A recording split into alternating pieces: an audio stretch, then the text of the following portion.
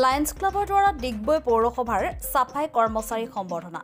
ইংৰাজী নৱবৰ্ষৰ আজি প্ৰথম দিনটো ডিগবৈ পৌৰসভাৰ সাফাই কৰ্মচাৰীসকলৰ কৰ্তব্যনিষ্ঠাৰ প্ৰতি সন্মান জনাই লায়ন্স ক্লাব ডিগবৈয়ে সম্বৰ্ধনা জ্ঞাপন কৰে। ৰ'দ বৰষুণক আওকাণ কৰি ডিগবৈ চহৰখন পৰিষ্কাৰ আৰু পৰিচ্ছন্ন কৰি ৰখাৰ স্বাৰ্থত নিষ্ঠা আৰু সততাৰে কৰি অহা কৰ্মৰ স্বীকৃতিস্বৰূপে লায়ন্স ক্লাবে সাফাই কৰ্মীসকলক সম্বৰ্ধনা জনায়। আজিৰ সম্বৰ্ধনা অনুষ্ঠানত লায়ন্স ক্লাবৰ সভাপতি যদু নাথ গগৈ, সম্পাদক ৰাজুৰাজ সোণোৱাল, কোষাধ্যক্ষ হাজৰিকা, সদস্যসকল ক্ৰমে doctor Bhaben Talukdar, YS Kardam, Gopal Chandra Das, Diganta Saikia, TS ভামৰা, Pradip Saikia, পপিন্দৰ Singh, Sushil Saikia, বিজয় ৰজক, হৰ্ষিত আগৰৱাল, অৰুণ বৰা, নীৰা গগৈ, ঘনকান্তি গোহাঁই, ডক্টৰ সংগীতা শইকীয়া, শাৰদা তালুকদাৰ, মণি শইকীয়াই সহযোগিতা আগবঢ়ায়। অন্যহাতে সম্বৰ্ধনা অনুষ্ঠানত সাফাই কৰ্মীসকলৰ লগতে ডিগবৈ পৌৰসভাৰ উপ-সভানেত্ৰী ডিম্পী সোণোৱাল আৰু সাফাই কৰ্মচাৰীৰ মহৰী পোনা দাস উপস্থিত থাকে।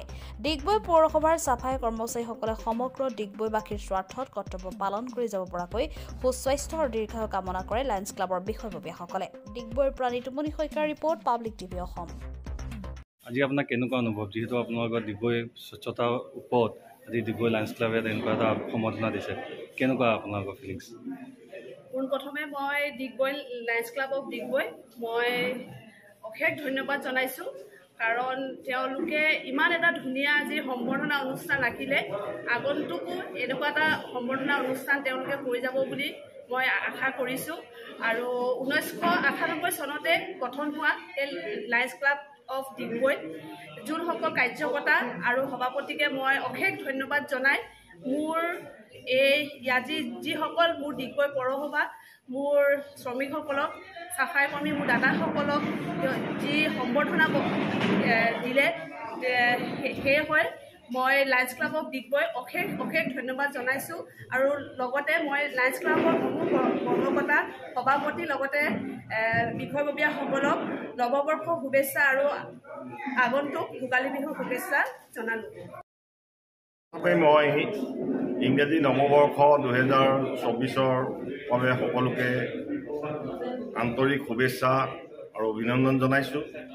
আৰু এই নতুন বছৰটোৰ আৰম্ভণিতে মই অতিশয় আনন্দিত আৰু সুখী এইকাৰণেই যে যিটো কাম সমাজৰ বিভিন্ন শ্ৰেণীয়ে আজি যি পদক্ষেপ গ্ৰহণ কৰিলে, যি চাফাই কৰ্মীসকলক যিটো সম্বৰ্ধনা জনালে, সঁচাকৈ আমিও আনন্দিত আৰু ডিগবৈবাসী ৰাইজেও ইয়াত আমাক পূৰ্ণ সমৰ্থন জনাব। আৰু এই চাফাই কৰ্মীসকলে ডিগবৈ চাফাই কামত সদায় জড়িত হৈ থাকিব আৰু তেওঁলোকৰ সুস্বাস্থ্য আৰু দীৰ্ঘায়ু কামনা কৰিলোঁ। এইখিনি আমাৰ